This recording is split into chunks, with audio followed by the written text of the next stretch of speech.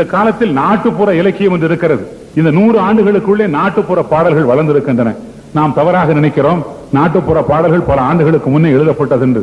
நாட்டுப்புற இலக்கியம் என்று கருதப்படுகிற மக்கள் இலக்கியம் இந்த 100 ஆண்டுகளுக்குள்ளே தற்கால தமிழிலே வளர்ந்திருக்கிறது.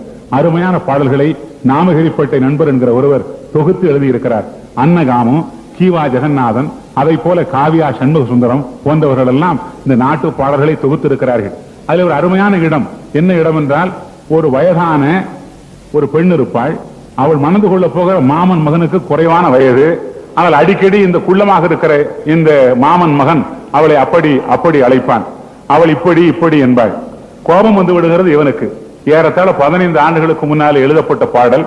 நாட்டுப்புற இலக்கியம் எவ்வளவு சிறப்பாக வளர்ந்திருக்கிறது என்பதற்கு அடையாளம். நாமகிரிப்பேட்டை நண்பர் ஒருவர் எழுதியது.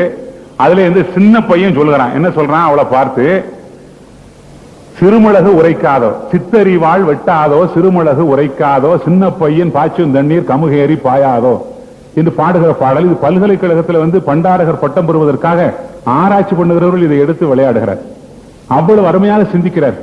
எவ்வளவு அருமையாக சிந்திக்கிறார். அப்ப கொண்டையை பார்த்து சொல்றான், கொத்தமல்லி கத்தையாட்டம் கொண்ட வச்ச காவேரி, நான் சுத்தமான சேலம் ஜில்லா கத்தரிக்காய் வியாபாரி. சொல்லுகிற போதே கவிதை வந்து விடுகிறது. அவ்வளவு அருமையாக எழுதுகிறவர்கள் இந்த காலத்திலே வந்திருக்கிறார்கள்.